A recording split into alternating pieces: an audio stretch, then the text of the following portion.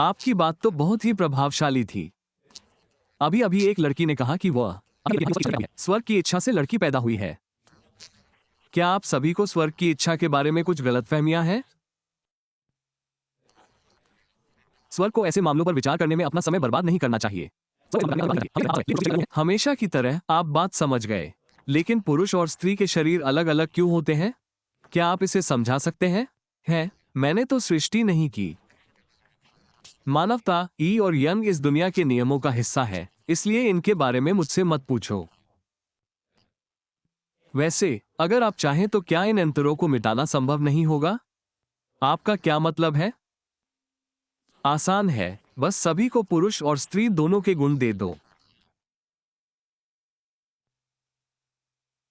मुझे लगता है कि चीजें ऐसी ही रहनी चाहिए। आपने सही कहा, और हाँ, आप मानव सम्राट हैं।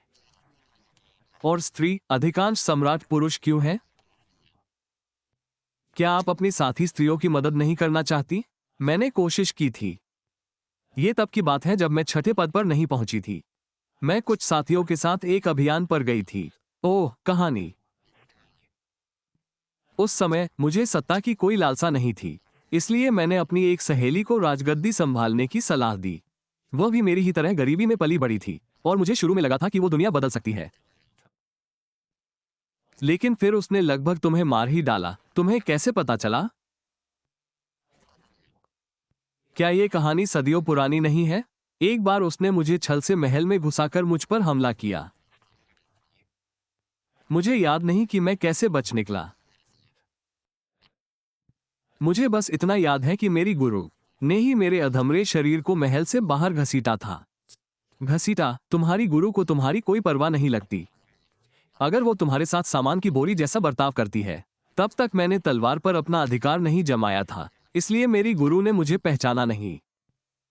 उन्होंने मुझसे बस एक ही बात कही, दया सेनाओं का नेतृत्व नहीं करती, धर्म वित्त को नियंत्रित नहीं करता, भावनाएं कर्म नहीं करती, और कोमलता किसी देश की देखरेख नहीं करती। तुम्हारी गुरु इंसानों को अच्छी तरह जानती है। उसके बाद से मैंने किसी भी लड़ाई में हिस्सा नहीं लिया। वैसे तुमने क्या क्या झेला है? तुम पहले ऐसे नहीं थे। पिछला स्वर्गीय देवता भाग गया, और नया वाला भी। क्या तुम्हारा मतलब है कि तुम्हारा हृदय परिवर्तन हो गया? नहीं, मेरा मतलब सचमुच यही था। तुम सबको भगाने वाली स्वर्गीय गुड़िया मैं नहीं हूं। क्या तुम्हें सच में इस तरह अपनी पहचान उजागर करनी चाहिए? वैसे भी वे मुझ पर विश्वास नहीं करेंगे। क्या मेरे लिए एक ऐसा स्वर्गीय विद्रोही खोजना इतना मुश्किल है जिस पर मैं भरोसा कर सकूं? तुम इसे अपने विद्रोही कार्यों के प्रभाव के रूप में ले सकते हो। स्वर्गीय देवता ने तुम्हारी इच्छाएं सुनी और इसलिए दुनिया को बदलना शुरू कर दिया। ये समझना बहुत आसान है।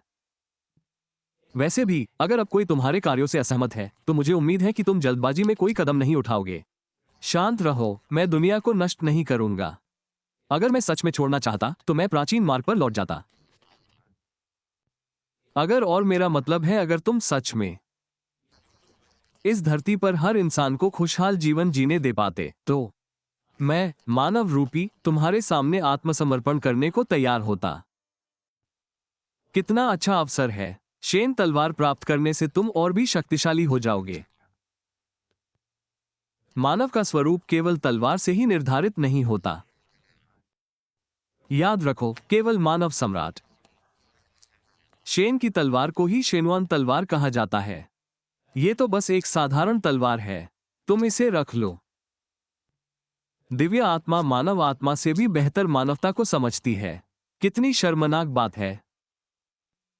मानव सम्राट की उपाधि धारण करने के बाद मैं मानव सम्राट की तरह व्यवहार करने का भरसक प्रयास करूंगा।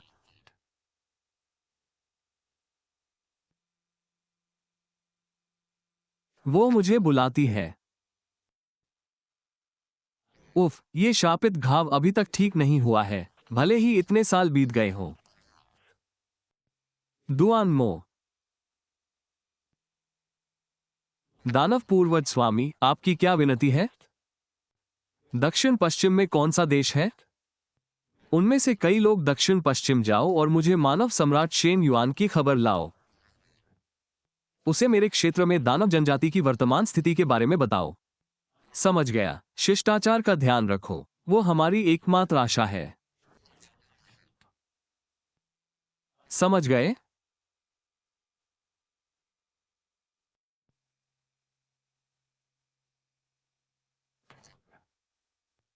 तुम सब यहां क्यों खड़े हो? क्या तुम्हें कम्यून में प्रवेश करने के लिए कतार में लगना पड़ता है? वे बस दृश्य का आनंद ले रहे हैं। मैं तुम्हें अंदर जाने का रास्ता दिखा देता हूं। धन्यवाद। प्यारी लड़की, क्या तुम अकेले आए हो? ये काफी खतरनाक है। आप जानते हैं, ये काफी खतरनाक है। आखिर बाघ और भेड़िए तो हर जगह है। मैं बूढ़ा और अंधा हूं, कमजोर और असहाय हूं। मुझे नहीं पता कि कम्यून मुझे स्वीकार करेगा या नहीं। हे बूढ़े राक्षस, तुम अब भी खुद को कमजोर और असहाय कहने की हिम्मत करते हो। अगर कम्यून ने लड़ाई पर रोक न लगाई होती तो दुनिया के सबसे अच्छे व्यक्ति के अलावा कौन तुमसे बच पाता? बहुत सारे लोग द्वार पर जमा हो गए हैं। वे क्या कर रहे हैं? वे सभी परीक्षा देने आए छात्र होने चाहिए। बूढ़े ली, क्या इतने बड़े कम्यून में मेरे जैसे बूढ़े के लिए जगह होगी? आप यहां क्यों हैं? 7वें रैंक के शुरुआती चरण में एक बूढ़े व्यक्ति के लिए घुल मिल जाना आसान नहीं है। नाम ली चुंगशिंग, उम्र 273, शक्ति 7वें रैंक का शुरुआती चरण, 5वें रैंक का शिखर। विवरण: ज्योतियान मार्ग के एक वरिष्ठ। उन्होंने 36 वर्ष की आयु में दीक्षा ली थी, लेकिन मानव लोक में लौट आए क्योंकि उन्हें शक्ति प्रदर्शन की प्रतियोगिताएं पसंद नहीं थीं। वो 300 वर्ष का होने से पहले ही 7वें स्थान पर पहुंच गया है, अपने क्षेत्र पर दमन होने के बावजूद। इसमें कोई आश्चर्य नहीं कि लोग उसका इतना सम्मान करते हैं। परीक्षा शुरू होने वाली है। उम्मीदवारों, कृपया परीक्षा स्थल में प्रवेश करने की तैयारी करें। यह क्या है? मेरा एक प्रश्न है। परीक्षा में एक लड़की क्यों बैठी है? नियमों में लड़कियों के परीक्षा में बैठने पर कोई रोक नहीं है। एक लड़की को घर पर अपने पति और बच्चों की देखभाल करनी चाहिए। बाहर घूमना कैसे सम्मानजनक हो सकता है? उम्मीदवार के लिंग या आयु के संबंध में कोई नियम नहीं थे।